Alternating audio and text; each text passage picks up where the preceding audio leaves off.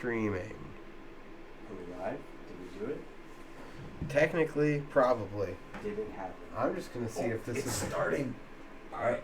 It's not live on Mixer, right? It's only pushing to your YouTube. We have done it. We're live. Correct. I'm Okay, way good. out here in Pittsburgh with Andy. Just had a wheel mill session. Now I'm chilling. I did not have a wheel nut session. What's up, Mason? What's up, Dan? How's everybody doing? Doing good? How you doing?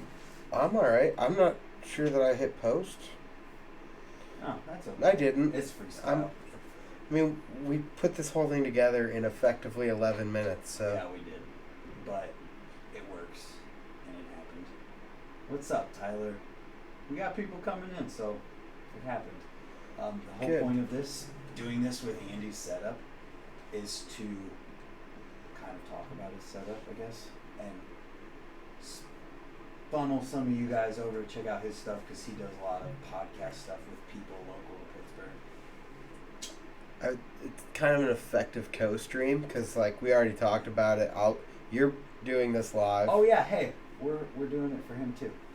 Yeah, we're doing this live, and then I'm also recording it, so this is one part live stream for Brant's channel, one part, like, just a co-stream of sorts, although it's not live on my channel.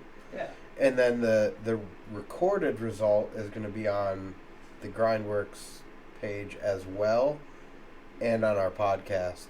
So just the audio side only at that Cross point. promotion. But it gives me a reason to test out my CPU and see that I can record and stream at the same time. How's it handling it? We good? Well, let me give you some background. Okay. The old setup, whenever we would sit down and do a podcast, Yeah.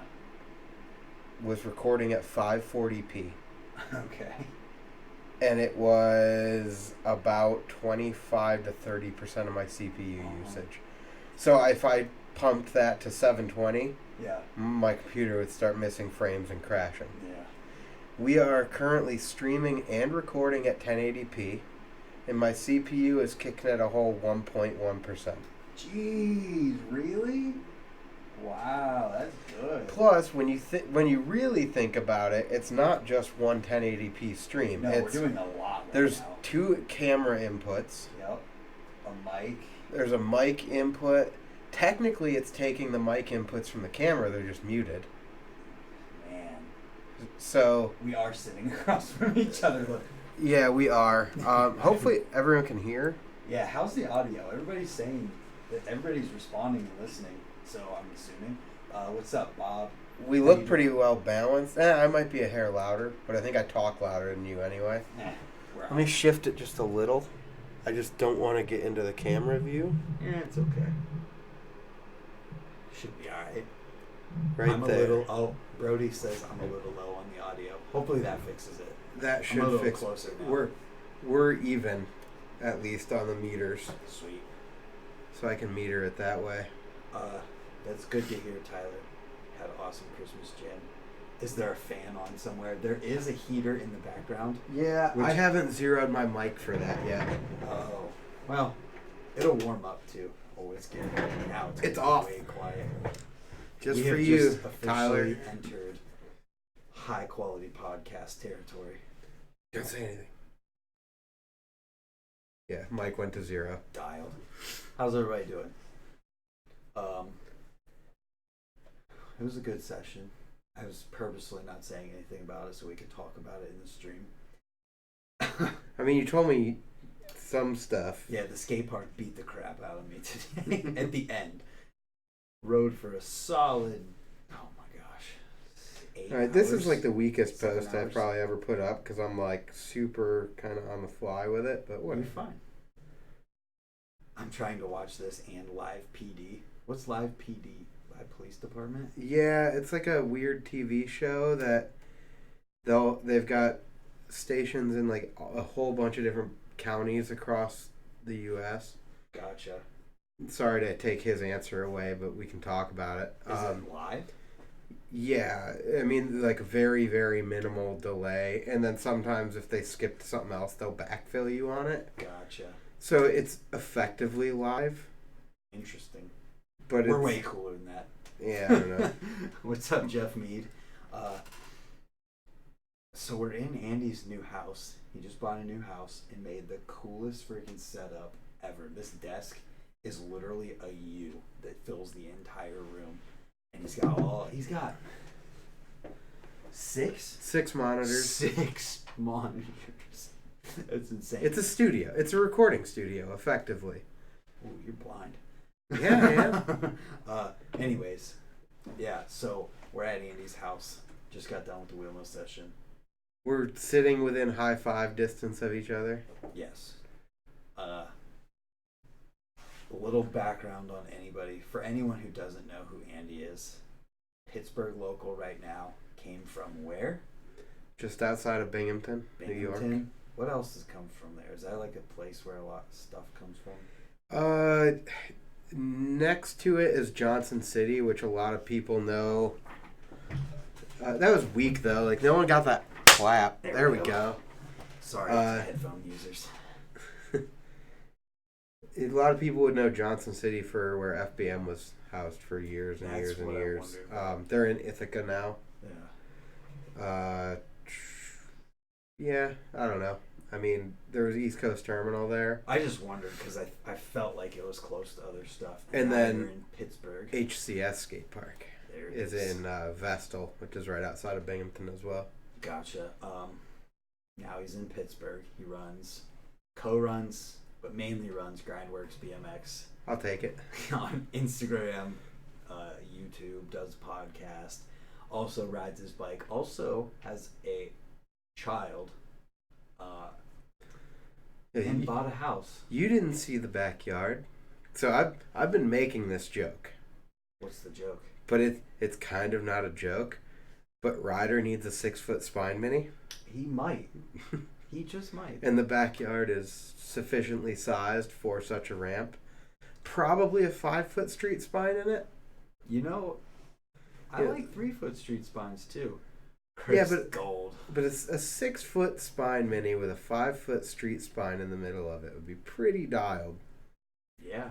And you on your street spine game. No, the effective reason is not me. If it was me, I'd build flat ledges and a couple banks. Okay. But if you grow up riding a 6-foot mini, you're not scared of anything. You might have a good point there. You might as well make it double coping then. I mean, Mason was telling me to make it a 7-foot. That's a good point. He's going to have to man up and just hit it. And his name is Ryder. But Dad wants to ride it too. Oh, that's true.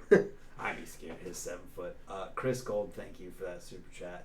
# tour the country fund. # RV. I know, but that didn't come up yet. Started the whole RV Oh, it was coming up. Don't you worry. Dang it. That's why I built a 6-foot mini. Brody Gwilliam from Canada, you know. I know the name. Yeah, he's got a bar. I've probably looked at his Instagram page. May follow his Instagram page.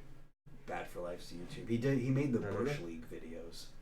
If you remember, he's riding farm equipment. Yeah. Street on a farm, basically. That's him. He's hanging out. Hey, I have this whole podcast idea, and I haven't elaborated on it or done anything with it. But I'm convinced street is not what you're riding. It's a mindset. Absolutely. There's no getting around that whatsoever because literally you can ride street at the skate park. Yep, and you can ride park in the street. Yeah. If all you do is go do up rail flyout tricks and all you do is learn stuff at the park and then just go film it on street.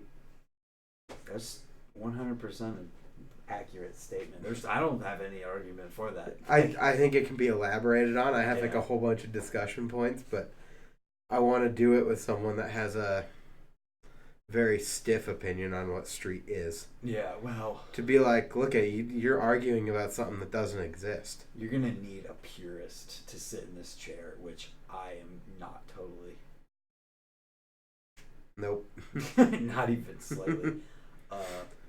You're like a BMX pagan. Brody, I want to go to Woodward to ride street. That's a good point. Like, that's like, I'm going to, at some point, somebody will probably beat me to it, but now I'm going to say it, make a street video from Ray's.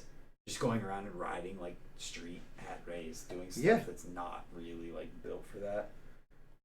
Yeah. I think it'd be fun. I just posted a clip a couple weeks ago.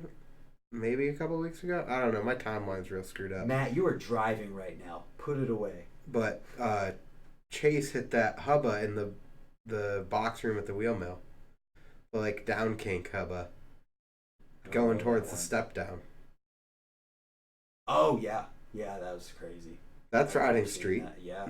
100%. There's no... Well, I mean, debatable. It depends on your intentions, too. Because, like, the act of riding street, I don't want to go into philosophy of BMX. I feel like that's better left to imprimatur and let them go down that road. But freestyle, we can say whatever we want. But I feel like a lot of it's your intention. And, like, are you going out just to do this, just to show you doing it? Or were you, like, looking for things? Yeah. That's there's a dude in here who said he's riding street right now in Times Square. Well, you're actually riding street. Yeah, that's crazy. That's awesome. It's totally true. It's totally a mindset. Let me ask you a real question. Okay. Why are you watching this video if you're out riding street? Like, you got way cooler things you could be doing. Kevin's a rad dude. He's always in here no matter what. And there's 16 people in here right now, which is pretty crazy and random for 11 p.m. on a Friday night when the biggest UFC card of 2019 is happening. Sorry, I got a little excited. I like watching those for some reason. We could pull it up. I can cap that right monitor into this. That's how it blows up. Dude, I can show the video. I can show this chat feed. It's right in there. That's funny. I mean, I'd have to, like, zoom way in on it and make it weird, but I can do it. What are you doing? Nothing. I already hit it. Okay, good. I get this. Here, look. What? I can show the right monitor kind of in between us. Gotcha. I actually think I did that last time we did this, but if you recall... It wouldn't work at all. Yeah, I was recording it. The entire screen was 540p. Yeah. And then I tried to zoom in and compress that little thing down, so it was probably like 120.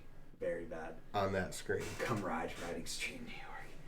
Bro, I would if I could, but I can't, so I'm not going to. But yeah, I appreciate everybody hanging out. I could ride street in the backyard right now. That'd be funny. I may have potentially done an NBD, but I'm only saying that because I want to talk about it. Okay. I was trying up rail bar. I'm going to say, how many of those do you have? What? MBDs. I mean, that's literally impossible to tell. It could be 0. It could be 0. It genuinely could be 0. But it could be in the, like, multiple digits, 2 or 3 digits. It's possible. I mean, I think everyone. It depends on how loose you want to be with the term NBD. Because you could be super loose and be like, no one's ever done a fufanu on that exact spot of the coping at this skate park. Or you could be like, well, no one's ever done like a turn down over that gap, which is like, technically, I guess that would fit perfectly in, Mm-hmm. So it just depends on how loose you want to be. Or it could be a totally new trick that no one's ever done before, period. Yeah. My buddy Andy he was doing like a concept art video a couple years ago. Mm-hmm. And I don't know if he ever did anything with it besides like just a little project for himself. Yeah. But he's a skater. He would go and his goal would be like do even the simplest of tricks, but you record it 20 times. Yeah. And it shows you how different the exact same trick can be. Yeah. It gives you a little bit of insight into like how quickly you get better at doing something. Because even if you've done it before, like let's just say I'm gonna smith down this ledge, right? Your first run up, you're probably going a little bit slow. Yeah. Maybe clunky landing, and by the 20th one, you're like good speed, super stylish, maybe overstretched or whatever. Yeah, I notice that so much when I'm just filming, like I'm attempting to put multiple things together to where like things just get better. So if I'm trying like a 5-tap combo, 5 taps just get better, so I end up doing more than one 5-tap combo. The whole point of saying the NBD thing, did I tell you already what I did? You were talking about up rail bar, and then bars were beating the crap out of me today. So I like kept wrecking. I was like, I need to leave because it was the last thing I was doing. And then I wrecked one last time. I was like, I need to leave, but I'm gonna do something. I'm gonna make it harder, but it'll probably work. Came back around, up rail, bar, no underlander, first try. Like, okay, it's over. That's pretty sweet. Oh, I'm gonna say that it's been done, but that based on the discussion we just had moments ago, that's never been done on that rail in that park. That's true. I would guess that. And I think typically when you're talking about people doing MBD, ABD, it's about the spot more than the trick most of the time. Oh, that's like the weird argument because you can't make up tricks every single, like, you know, there's only so many tricks. It's hard to make things up right now. Especially when you go back and watch like all the old S&M videos where it's like top tube grab, stem grab, crossbar grab, down tube grab, seat grab, rear, like backside of the seat grab, yeah. And it's like, how many different weird things did you do just because you could? Yeah, well, and that's cool, but it's probably at a point in time where everyone was doing like everything you could because everything was new. Also, side note, I might be in Pittsburgh right now, but the jug still lives on. The jug. Oh, speaking of water and cups and stuff, it does not do this every time we use it, but this is called the Dolphin Cup. Why?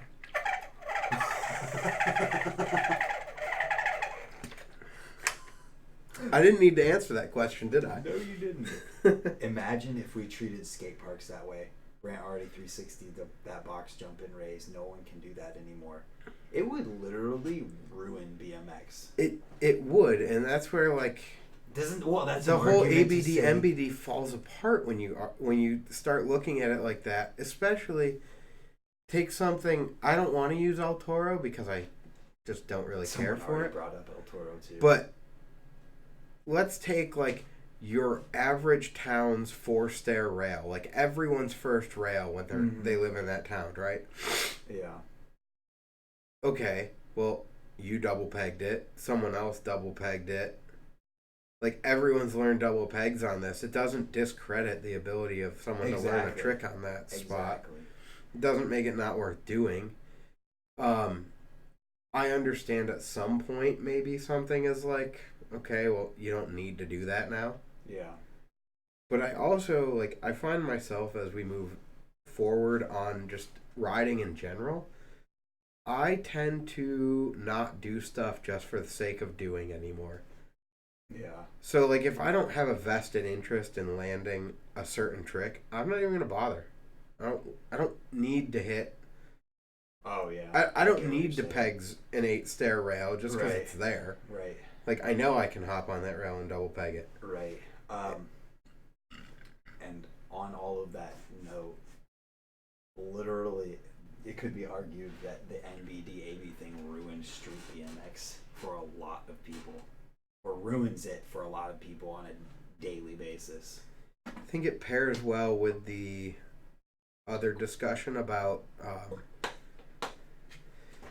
riding street as a mindset, not necessarily an action, and that like if you go train at the skate park just to film something riding street, I think it pairs well with that. Like, you're learning stuff just to go do never been done stuff. And we're also talking about like the highest level possible here too.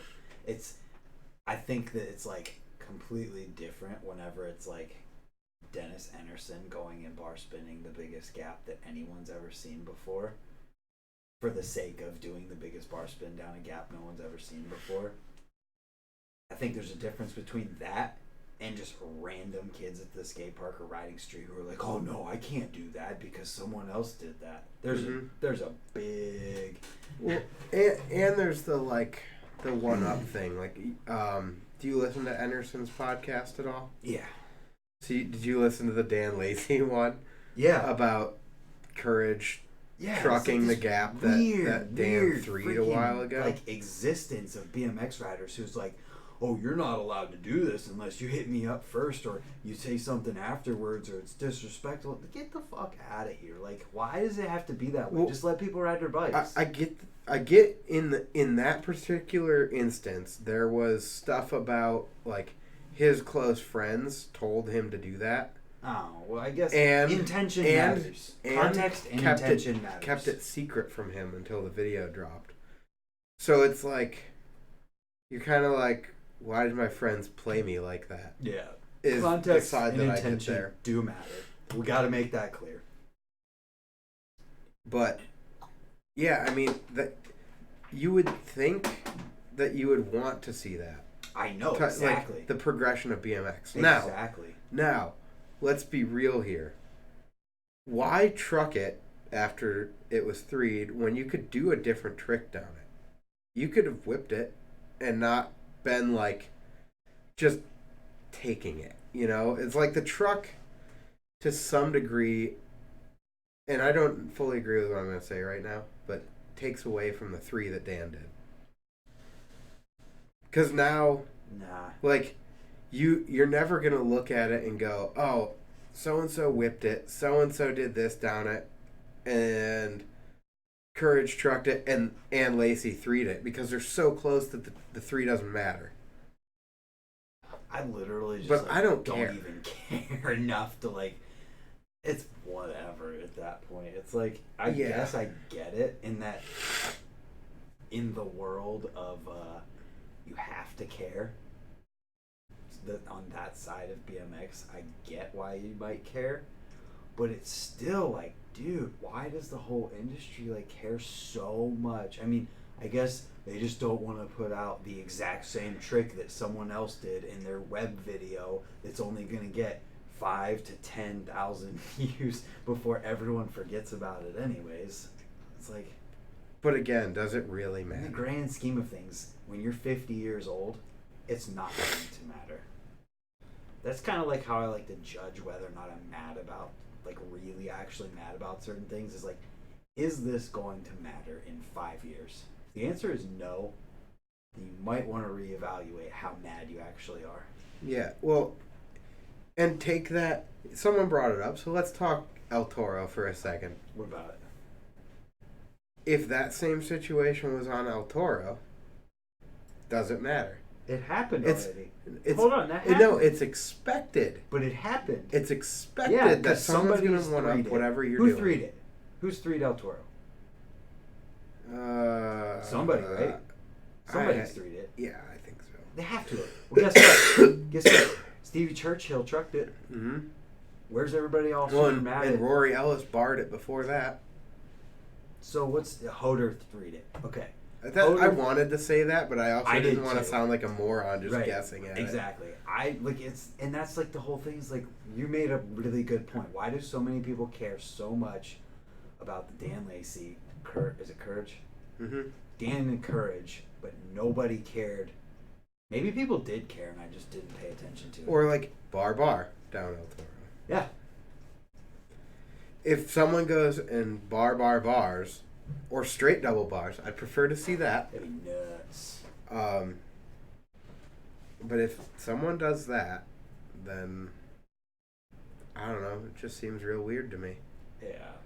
Like, it's fully expected to see something like that. And I'm gonna end it with intent and context matters. If you go somewhere intentionally with someone else's thing in mind to do it and, like, do it better, and your intent is bad, and the context of the entire situation is just bad, then yeah, you're just a dick. But if you go somewhere and you like accidentally do the same trick as somebody and then put it into your video, and then they get mad about it, it's like, oh, I'm sorry. I did not know people cared about this stuff. I feel like the only people that really care are the people at the highest level. I think it's high level, and maybe we just don't get it. I think we could chalk it up to that. Yeah. You know, I'm not getting a paycheck based on tricks that I stole from someone else or spots I stole from someone else, but no, sure as hell I ain't getting paid check for tricks I stole from anyone else. I'm not getting a paycheck, period. Chris Gould did another super chat and said all my riding is ABD. Good. It's another aspect that these people who get upset about it probably don't think about, is that there's a lot of riders who every single thing they do, every single place they do it, is something that someone else has done before, which is okay. Yeah. And there's nothing wrong with it. Right. And I get that people want to do something new, and you don't want to put like stuff people have already seen before in videos. I get it. Mm-hmm. Kind of pairing well with this conversation is when you go like to a new town and your homie that lives nearby or something's like, yo, I'll show you around. Like, I hate the spot tour where someone takes you spot to spot and says, oh, this spot's cool. So-and-so did this, and this here. Depends on how cool the tricks are that they say. Well, because it's cool to imagine certain things. If you're there to point it out, be like, dude, do you recognize this? Like, so-and-so did this here. It's cool. Yeah. But now, when you like go to a city and whoever you're riding with takes you to every local spot, tells you everything that's been done there, and then when you're like, well, I kind of want to just do this right here, and they're like, no, don't do that, that's ABD. They're like, well, I still want to do it? Yeah. It's still going to be a fun, cool trick to do? It all boils down to who freaking cares. Who cares? That should be a new company. Who cares? It could be the SpongeBob, like, who cares? It's one of those things. I totally forgot. Somebody asked a really long time ago what the specs of your computer are. It was Bob. I'm sorry, Bob. GeForce 2070 graphics card. And is it a 9700K? i7 9700K. Those are the main things to worry about. You got 32 gigs of RAM. I think only 16. Oh, it's doing good. It's all on solid state drive too. That makes a difference. I don't know if it's SATA port solid state or with what NVMe or whatever it is. I think it's NVMe, but I don't know. It's pretty stock. I didn't build the computer custom. I just bought it stock. Yeah. It's kicking butt right now, that's for sure. It's not even making noise. No, she's sitting pretty. Yeah. That's awesome. My area just gets so hot when I stream because I got a green screen behind me, which is literally just cloth that's holding in the heat from the lamp, and then my area is like L-desk. So even right now, like we shut that heater off. Yeah. But this is not a small room. That heater kicked it up in about 10 minutes. Yeah. And now just sitting in here, I feel like I want to crack that window a hair. That's funny. But oh, man. It's not nearly as bad as... You remember how bad my apartment was. You were sitting in there, and it was like 99 degrees. It might have been triple digits when we were sitting in there recording our podcast. Yeah. Oh, yeah, it was warm. New AMD 64 core can shoot through 8K 24p without GPU help. Brody's talking about his new computer, I bet, because he's always got the craziest stuff. He films all his stuff with a red. That's awesome. It's pretty nuts. He's just like, That's his thing. So like, your thing is filming your riding and filming stuff. You're gonna get what you can. Yeah. And it's sweet. I'm very excited to put this thing through some video editing. It'll be good. Even as simple as putting a podcast together. Yeah.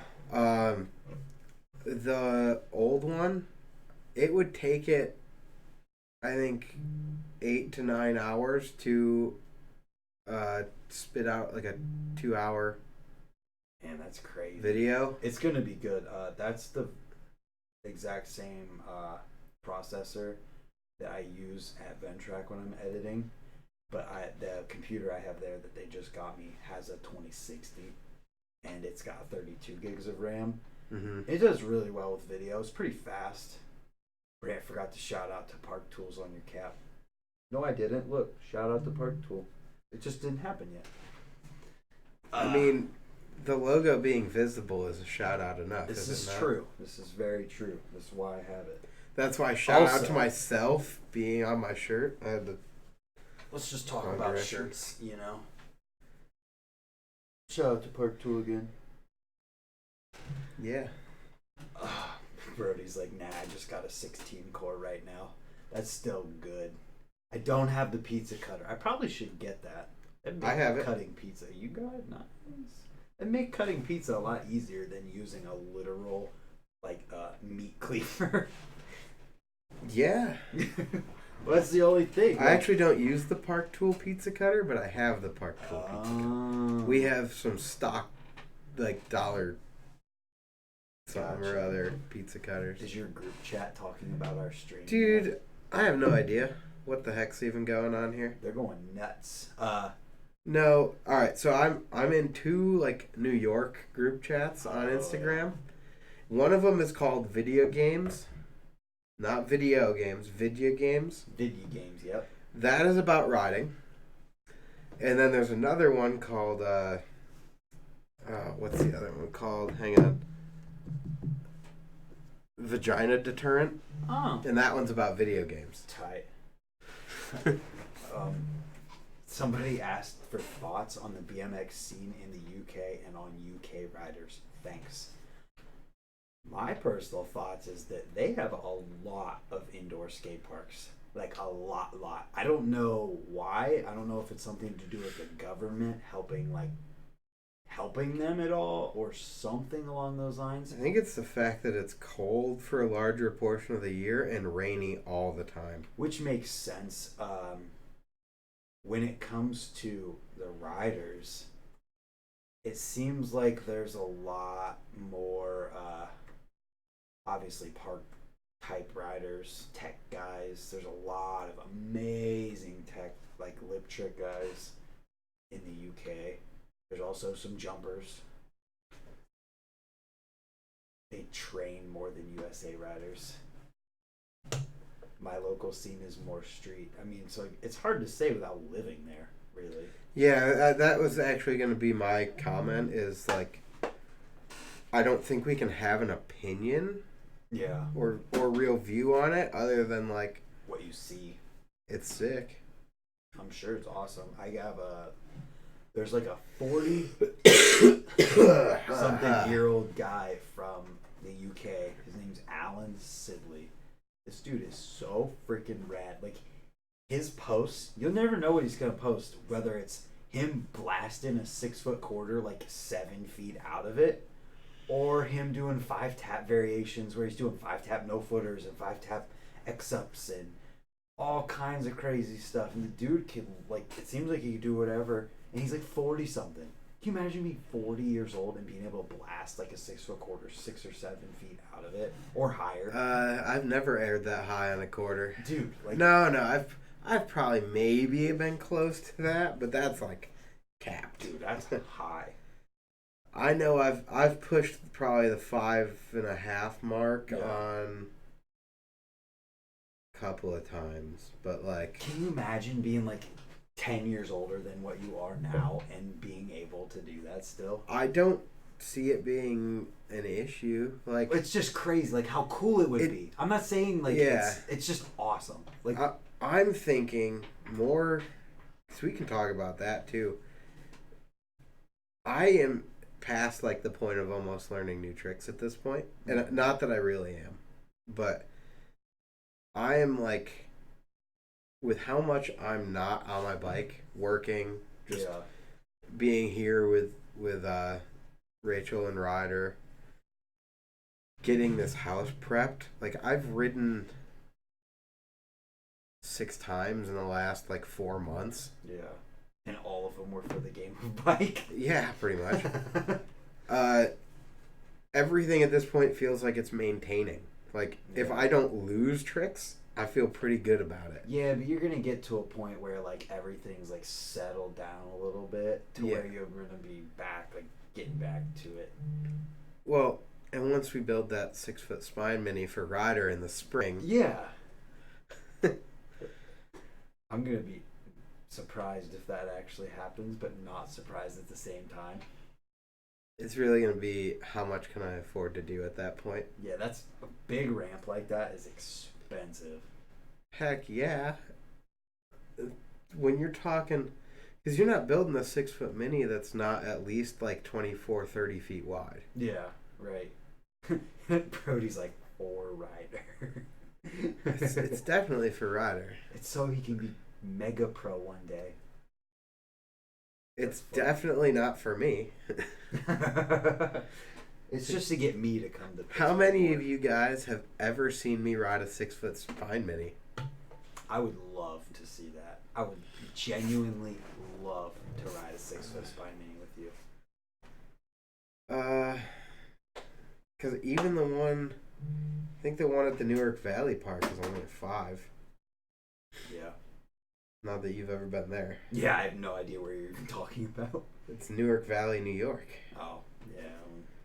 It's the Nike Banks Giving Park that they were going to build a mini ramp for someone in their backyard. Uh-huh. It was an essay contest, and the local dude wrote it about like his friend that died in the military. Mm-hmm. And he was deployed, I think, at the time. Yeah. He's like, I don't want it. I just want it for my community. So they built a whole like little park. Oh, that's awesome. Because all the space was dedicated already. Like the plot of land was there, and the town was okay with it, but they didn't have the money for a park. Yeah. But then it kind of got hairy, and they weren't going to do it, and they were trying to pull out, and Kelly Baker threw a fit. It's all on the come up. Like, if you went through old comments and stuff, Kelly Baker made that park happen for them.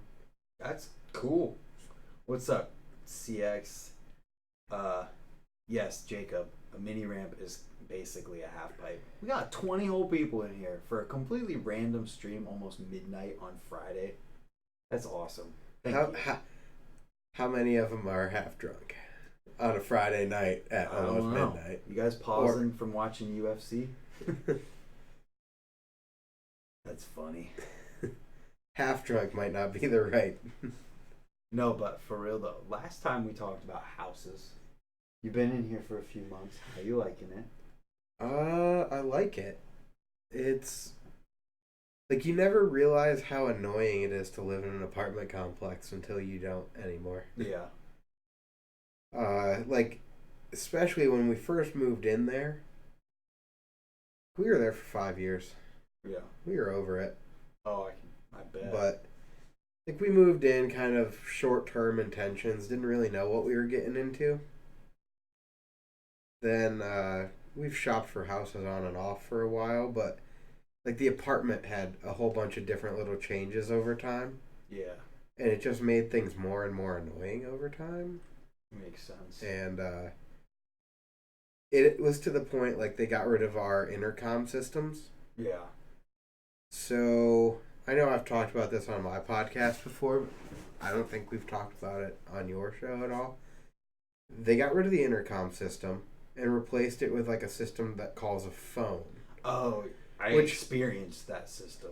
Which at first doesn't seem that bad. You're like, all right, well, that's cool. Like I don't have to get up off the couch or whatever to let someone in, right?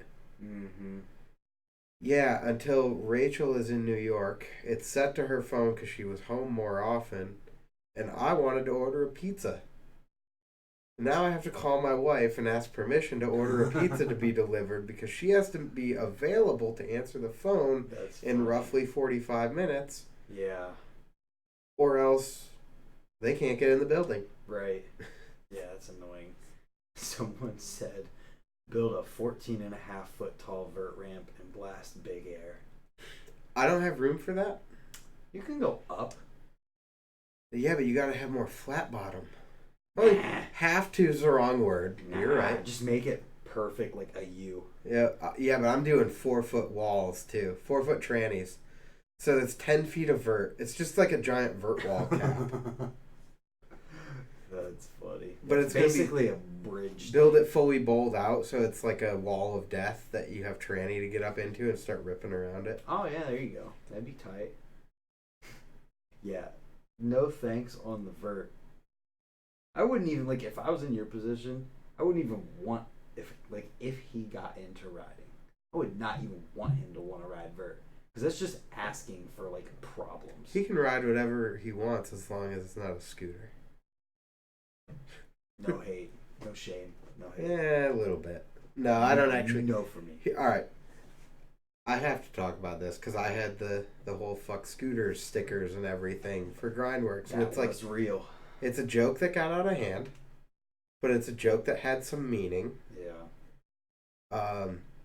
On the side note, though, it's a lot of work to pretend to care about something and to pretend to hate something. I bet. But anyway, that was about little kids at the park, but you can't have a sticker that says fuck little kids. Yeah. That's a whole different demographic of people, and I don't want them around. Wait, you mean you don't want that kind of attention? No. You don't want to make that sticker? I'm not even going to say it. Someone would sound like me saying that. Oh, gosh. Yeah. That makes sense. But then it goes into the hands. You already know. We don't even need to get into here's that. what I hate about it, right? Is as bike riders, we've all been like, we've all felt that side of like Thrasher and the skateboarding hate towards bikes. Mm-hmm. Why do we want to promote something like that? Because it's cool. Are you kidding me? That's why we hated vlogs. And that's why at one point people hated turn downs, I guess.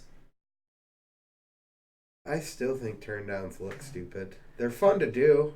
Well, it's the same thing. It's like BMX needs that one thing to hate on at any point in time for some reason. I wouldn't hate on it, per se. But yeah, I know what you're saying. But no, as far as turn downs go, like, I always just try to envision it from like, you can does it look cool to do for other people? Like if you're a random person standing by and you see a tail whip, it looks cool. A bar spin looks kind of cool. An X up, there's like a lot of dynamic motion going on. Yeah. There's something like noticeable. A turn down effectively is like, meh. I guess. No, not like a Doyle turn down. A Doyle turn down is something of magnificence and should be respected at all times. Yeah, you're not allowed to talk down on the turn down being in Pittsburgh. It's also something that I guess you really can't appreciate it unless you're a rider who's tried them, because it's so many different motions and movements happening all at one time. You can do them, you know. Yeah, I like doing them. This guy They're does fun. good turn downs. Yeah. Just saying. I mean, my my tire gets parallel with the frame. It never goes past. I don't care. You're still good. Brant, this needs to be discussed. Why do bikes get kicked out of parks but scooters don't? Their metal decks cause more damage. Truth. The main reason BMX is not allowed in skate parks is because the companies that build those skate parks write it into their warranty that if BMX is allowed in the park and BMX riders ride that park, that it like affects the warranty or voids the warranty. And that's like a lot of the reasoning behind it. So immediately like that makes the city officials and the people who have to, like, what's the word I'm looking for? The people who maintain, enforce the rules. The people who enforce those rules, it makes them immediately just think that BMX is bad because it's not like they write in that warranty. Maybe they do, actually. I don't know. It's not like they write in there like, you can't have BMX in this skate park because we don't like it, and if you do, well, but that's the underlying is like, because that's not the answer. That's how it is now. But why did that start? Is not. It's because skateboarders didn't like bikes, didn't feel like we pulled our weight to get there. Yeah. So it's like and that in turn just immediately, like, just the fact that you're not allowed to have BMX somewhere makes people who have to enforce that rule and kick people out think that it's bad.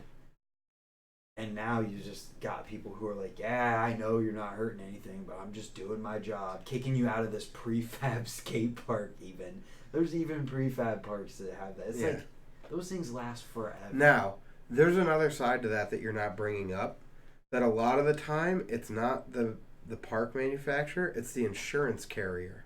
Oh, someone actually said that. So you have to account for speed. And that's where it typically comes in, is that people are riding faster than people skate. I just want to bang my head off this desk right now. But then you get people like me and like, I don't go fast. You can kill yourself falling from this high off of the ground with no speed. What's the difference between what you're on and how fast you're going? When it comes right down to it, if you actually understand what's going on, nothing. Yeah. But again, we're talking about, like, it's almost the same discussion as how does a turn down look to an outsider. Someone that doesn't know anything about riding, but only plays in legal land and liabilities. Yeah. Will look at someone riding a bike in a skate park and someone skateboarding in a skate park and go, these should not coexist together. Well, someone actually just said, Tyler Richardson said, the town I live in says their insurance considers bikes a mode of transportation, not recreational. What do you mean?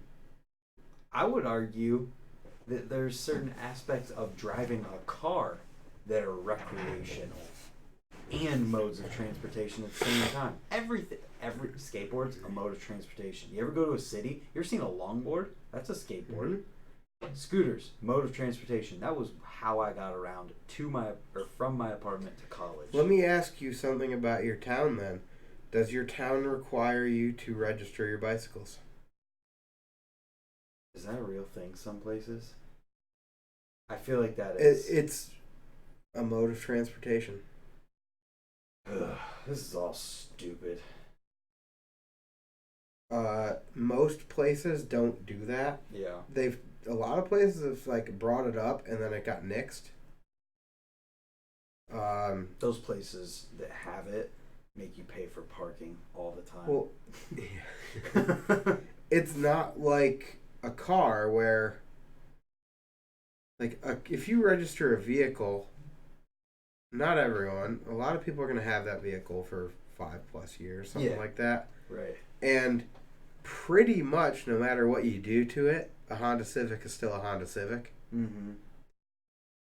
But, like, my bike, your bike, that effectively, I would say, changes once every 3 months. Okay. And whether that's, like, your bars are different. Your fork is different. You had to change your crankset. I'm kind of disregarding things like pegs, seats, pedals, like the grips, things that change all the time. So I would, I guess, put stem in that category, even though you don't change it that much, but it's like not really a primary component. But how often would you have to be updating your registration for a bicycle to account for that? Now, when they talk about registering bicycles in cities, it's primarily commuters. And it would be like your guy that bought a Raleigh and rides it around all day. And it's probably not. And it's not going to change stuff on it. that, and it's probably not so much for what the bike is. It's probably more to account for the single bike by this single person, regardless of what the bike is, and how it's money. It's literally it's money. It's how they make money. That's why they charge parking on the weekends too. But yeah, basically, like anytime I've ever seen it come up, it becomes so impractical so quick because anyone that does high level bicycle riding knows that it's every 3 months, if not more often. Like, there's major changes. Road bike guys, like, if they're not replacing stuff with all that carbon fiber, you think that that thing's safe to ride? Yeah. Let's talk about happy things. I'm getting taxed for riding a bike. How about Dolphin Cup? Send it. That's funny. That thing's so good. Right. It's hilarious when I take it to work. Oh my goodness. I need a drink. I need to go blow my nose. I've been sick for 20-something days. I'll be right back. Yeah, I'm on antibiotics. I didn't know. You didn't get me sick. How's everybody doing? There's still 18 people in here. I appreciate all of you.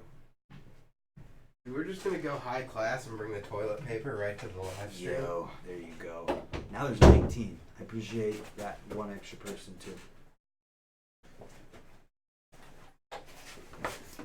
Oh, let's see. So, where can we go? I rode with Max today. Yeah? He had no chain.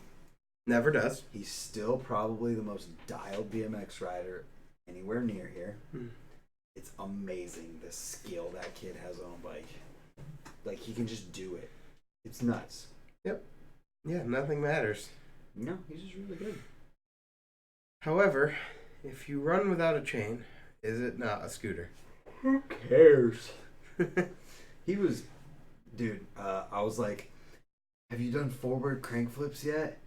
And he just goes and does one. I was like, you're too good. He is really, really good. Yeah, someone offered him a chain while we were there. And I'm like, don't do that. He's already good enough. We don't need to give him an advantage. He probably just took it off just to ride. Well, he was like actually using it without like using it too. And I was like, dude, you're so good. He was, thanks for hanging out, Tyler. He was trying to 5-tap the gray box. He was trying to 5-tap this box. And he like messed up and he's like, oh, I can't do those. Very next attempt, almost does a 7-tap to fakie. Like, you're ridiculous. Like, some people are just meant to ride a bike. I'm sure everyone who's watching this has somebody in their scene who's just meant to ride a bike. Well, that's what's actually, that's like a cool thing to talk about because that is really hilarious when you start looking at, like, everyone has someone they know that is just, like, ungodly good. Sponge. But every single town has at least one of those dudes in it, if not multiple.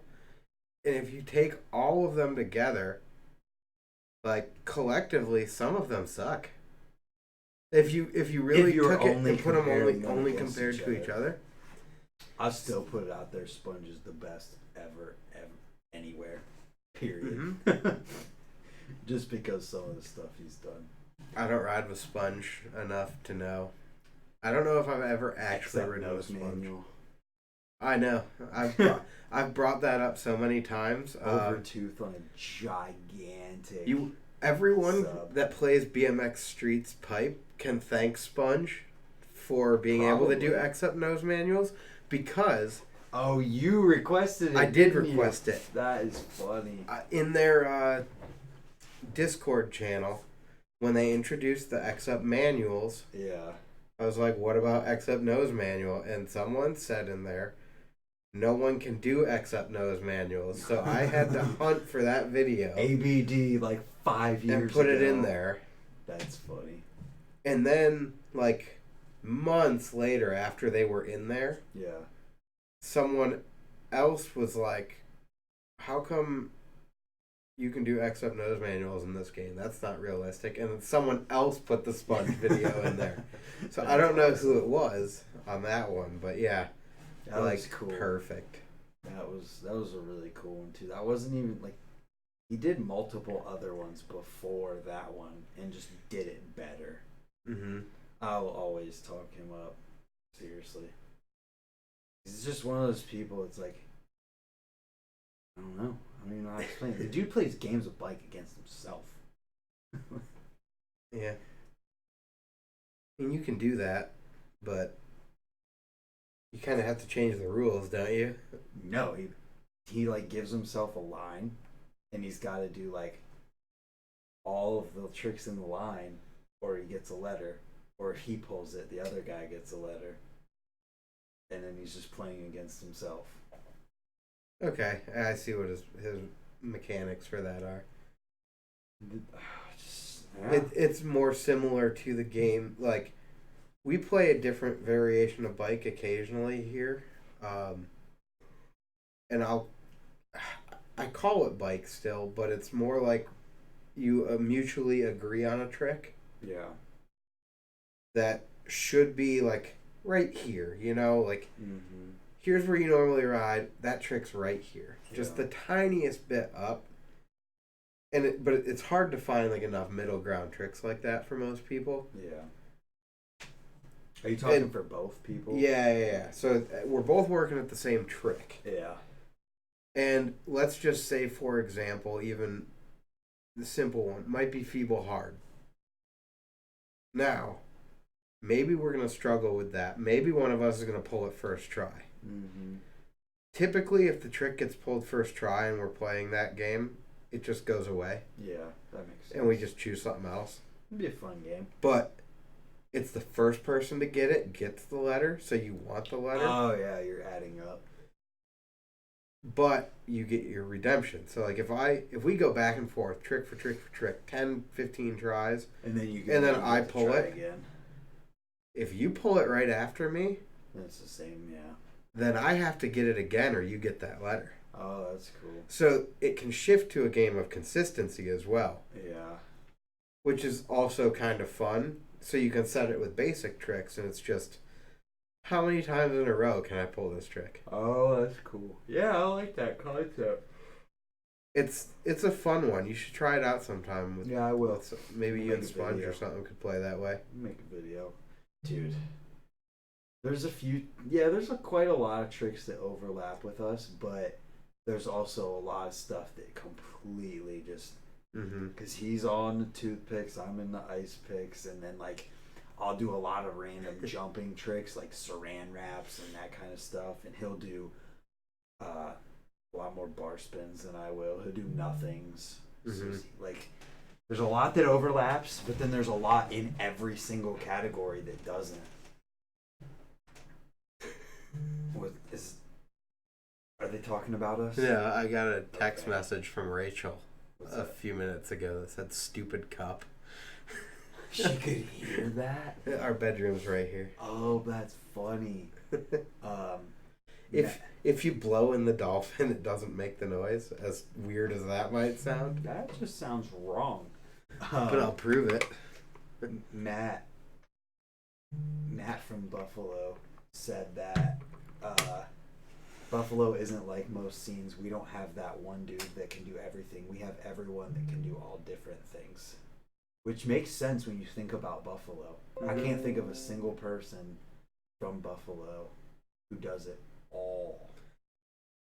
Well, yeah, but even most of the people we were talking about, it's not that they can do it. Oh, yeah, that's right. It's the best, like the guy who can do anything. It's just like, I'll give you a couple, like Cam Gervin from Pittsburgh. Yeah. Just whatever you throw in front of him, he will do it. It does not matter. He will land that trick. Right. And it's effectively feels like it's with no effort. Mm-hmm. Like, it's not that he learned the trick. He just started doing the trick. Yeah. Davey Osgood from Syracuse. I don't know. Alex I know who you're Capolongo talking from about. Ithaca. Davey was at the Buffalo Jam. Yeah, dude drop drizzle. Dude is amazing.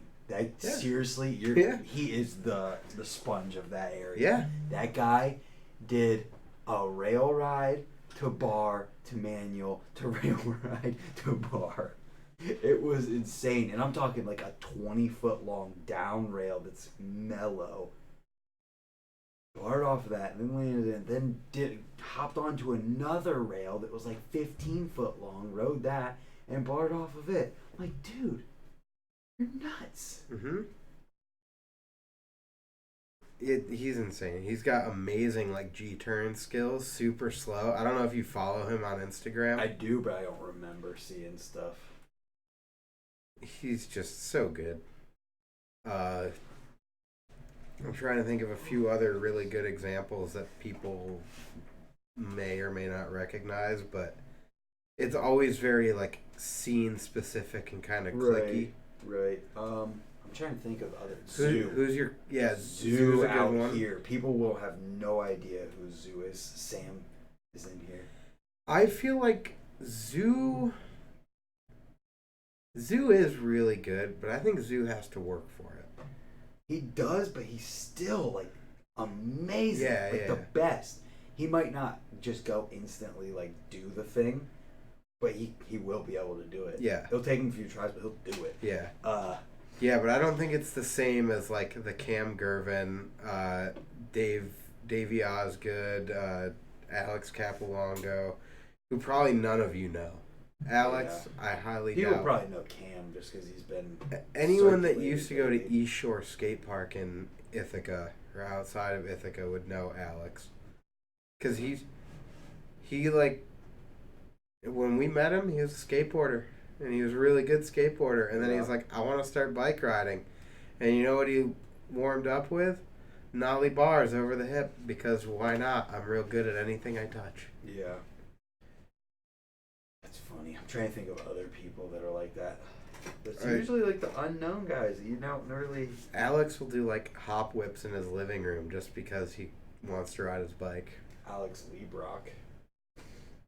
He's kind of like that. Freaking Zach Gerber is 100% like that. Well, I think that's probably for him more because he's just ridden in every single style of era and just been like high level. But again, I don't.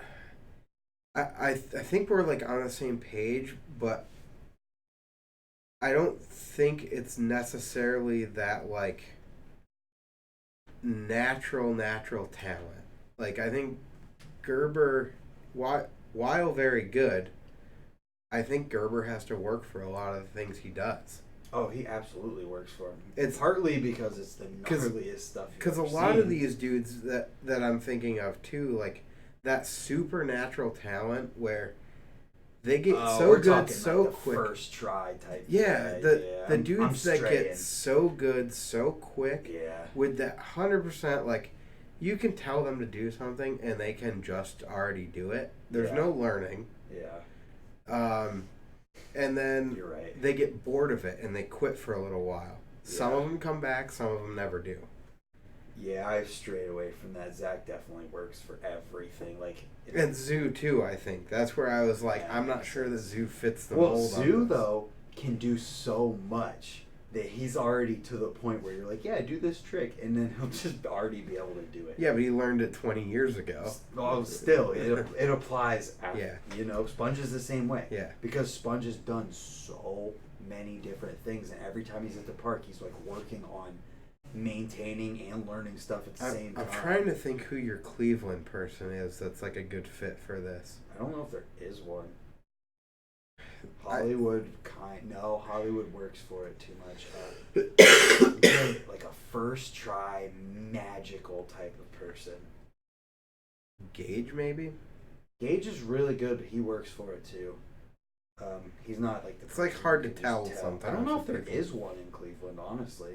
Thinking about it now, there probably is, and I'm just not considering it or thinking of it. Because like the people that come to mind, like Nick Bruce, he works for anything that's outside of his like realm of the insane stuff that he does. Well, they're also at the higher level too. Like, yeah, like you kind of once you hit that point, I think you kind of have to drift away from the heart of the conversation too.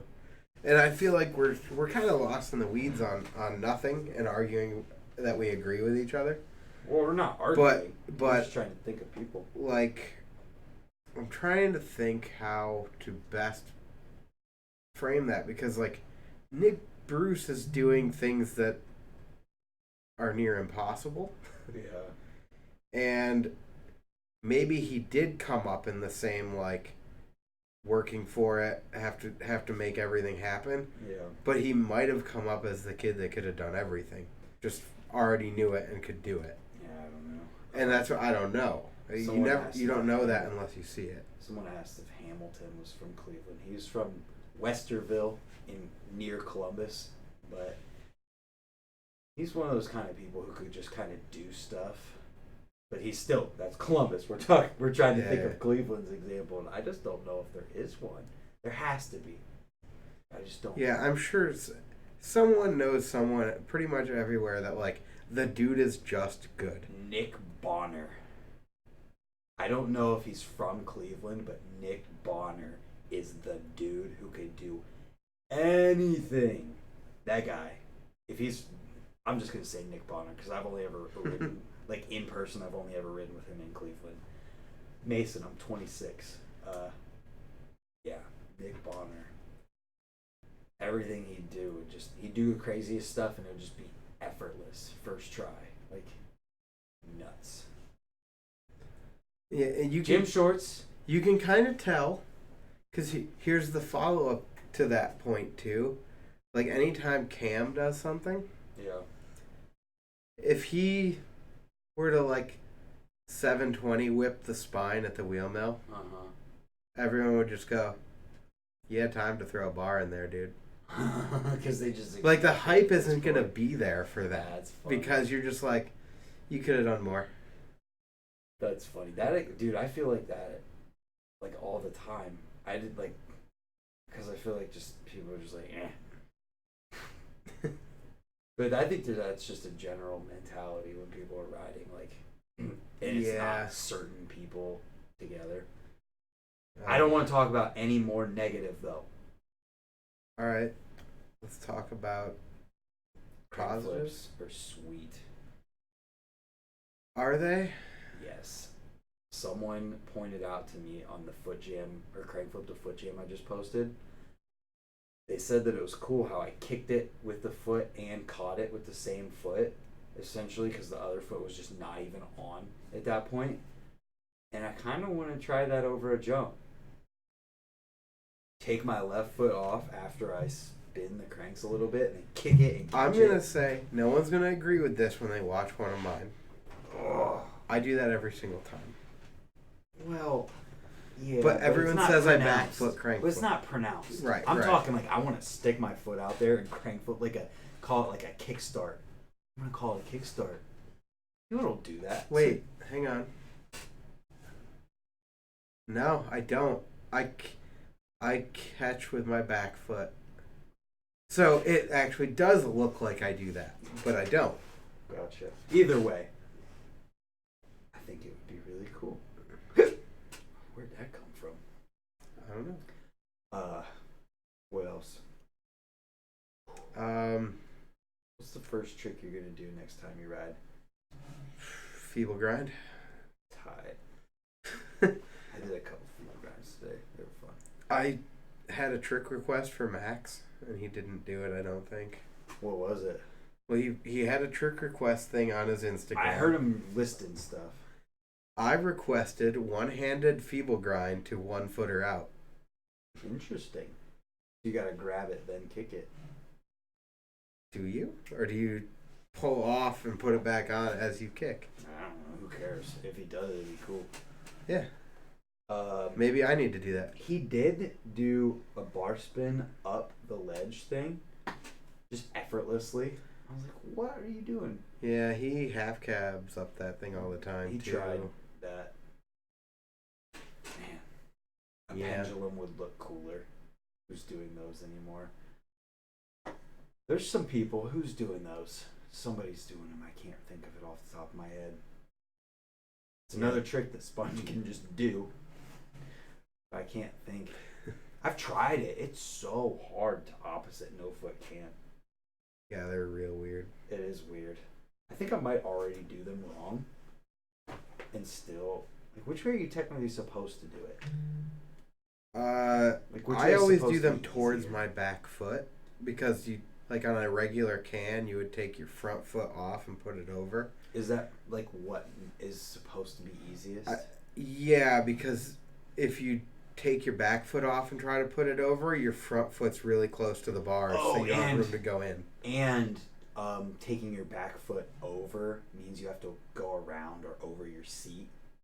Where if you take your front foot and put it over, you're just going around it. Yeah, I do no foot cans the wrong way.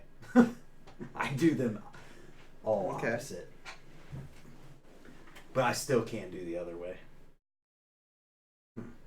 Interesting. Yeah. Oh, dude, it is 12:14 and I have a 2.5 hour drive. You don't have to.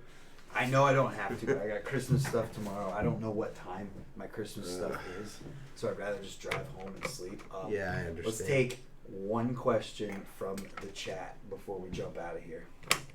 We'll pick one from everybody's random. You ever notice that when you're with people and someone takes a drink, you take a drink? You're going to now for the rest of your life. You're welcome. Yeah, maybe. It happens. Oh, I was gonna say I actually like I've noticed it before, but I like to do that to people. Oh yeah. That's to do like the chain reaction, because now you took a drink because I took a drink. And if I take another one, you're gonna be like, yeah. Because sometimes I catch myself and I think about it. I'm like, nope, I'm not taking one yet. Yeah, but then you really, really want it. I'm not feeling it. I need to save some for my trip. We can refill you, you know. How high starts to scare you? That's an interesting question. That's personal. What are we talking about? We're talking about bikes. Of course, we're talking about in the bikes. air. Any certain. Well, all right. How high does it take you before you start to get nervous? Anytime. All right, but this is total context, right? Because if you're riding, let's not make it nuanced and if super in-depth. If we're doing bunny hops, yeah. Well, obviously you don't get scared bunny hopping. No, that's not true. If you're hopping over something, let's say a chain. That's not height. It's not. Let's just be basic. Yes, it is. You're too nuanced, and you make everything so nuanced. Bunny hopping chains. How high scares you? That's different. I wouldn't really want a bunny hop chain. 18 inches. That's anything over that, you're in the if I have a sketchy bunny hop, 18 inches is bad. We're getting. If we're talking about airing a 3-foot quarter, right, that thing 3 or 4 feet, no problem. More than that, you're probably gonna die. Yeah. A 6-foot quarter. I'm talking personally.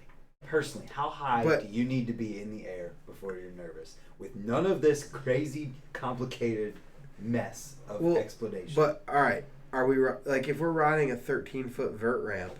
I'm over and it. You're hitting coping. You're 13 feet off the ground. If you fall, you're dying. But you're not airing over coping. I'm over it. You're too complicated for me. I'm just trying to promote the discussion. No, the way you're making it way more complicated than it needs to be. I don't get nervous based on height unless something is wrong. Well, I think that's what the point where I was going with this is. There's not a clean answer for that about height itself. It's all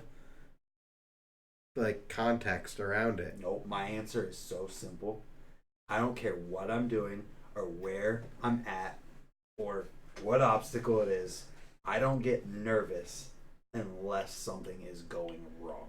Because I don't do things unless I know that I can do it. So chain height, throw it out of there, because I'm not going to hop over a chain that I don't know I can hop over. Don't matter. Rail hops, I don't do them because I don't think I can. So it literally just comes down to, if I'm 7 foot above a 6 foot quarter and something's going wrong, I'm nervous. If I'm airing it and it's all good, I want to go 8 foot. Okay. That's my answer, and it's simple. Okay. This is not the Imprimatur BMX podcast. I am not Mike Hinkins, despite my long flowing locks.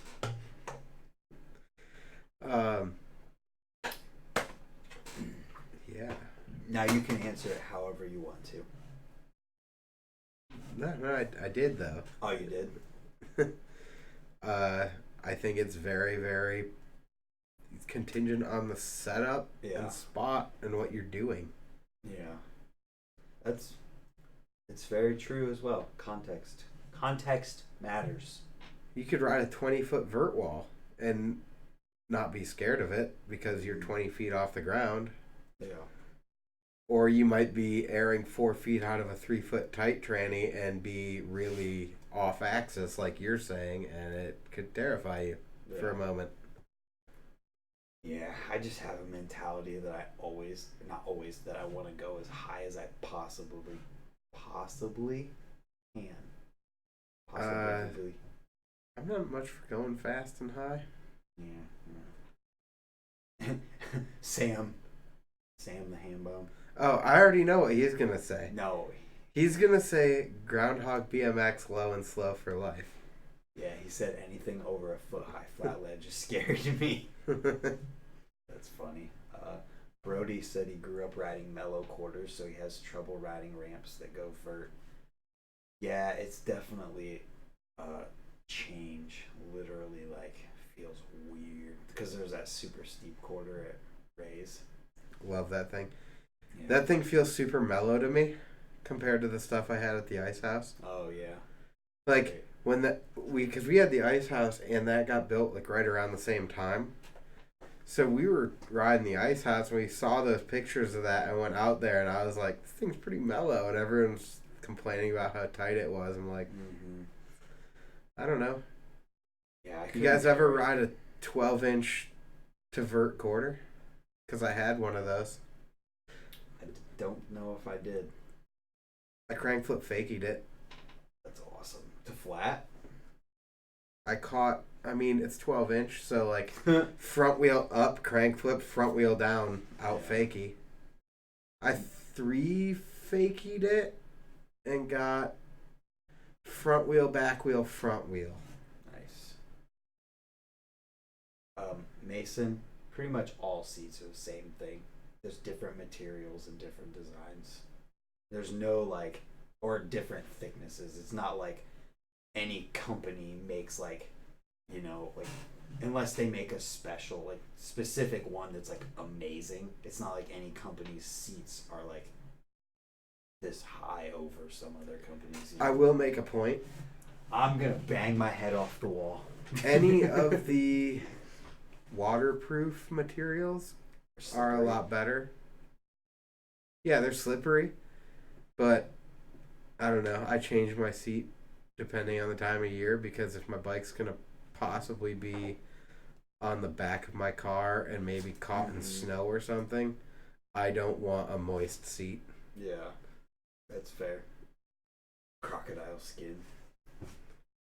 But I think my seat is Kevlar right now. Ooh, bulletproof. Nice. Sure. So if you're gonna get, I haven't tested it. Well, if you're gonna get shot, make sure you got your bike. Yeah, it's probably not gonna work out well.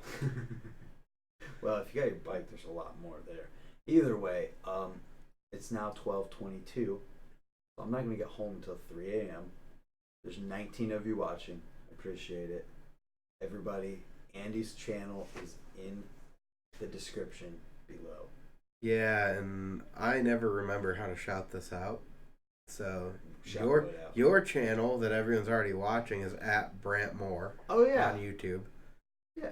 Your Instagram is the same at Brant_Moore. It's all exactly the same. YouTube and Instagram are the same. Since I'm going to post this on mine too, that's why I shouted your stuff out quick. Yeah. But the Grindworks stuff is at grindworks_BMX on Instagram, Snapchat, and Twitter. And it's at grindworksbmx without an underscore on Facebook, YouTube, Mixer, and I don't know, whatever. I'm sure I kind of suck at that. I'm sure there's links TikTok. to all of them. I think there's a TikTok now. I mean, I created one. You have one. I got a TikTok. But I don't remember what it is. Bro. Yeah, I'm going to brag TikTok for a minute. friends? No, I only follow one person on TikTok. Okay. TikTok sucks, by the way. I got 11.2k followers on TikTok. Alright. Yeah, alright. So, we need to go. So I created it. Yeah. Just because we were... I was listening to a couple people talk about it, seeing some stuff on Twitter about it being, like, possibly the next thing. And I'm like, I at least want to lock down the tag. Yeah. So, locking down the tag, I'm using it a little bit. There's way too many underage girls on there. Oh, there is a lot like, of that. That's all it is. Yeah, there's a but lot of that. There's also, like, a lot of cool, like, trade stuff. People do a lot of cool woodworking and whatnot on there. Interesting. Which I find that very interesting. I like looking at that stuff. But there's a lot of interaction and views and stuff on there. Yeah. But it's like probably less than 1% my demographic. Mm-hmm. So for me to put any effort into using it is pretty stupid. You're right. That makes sense.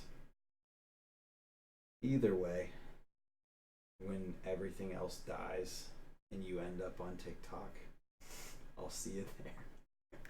Yeah, we already got those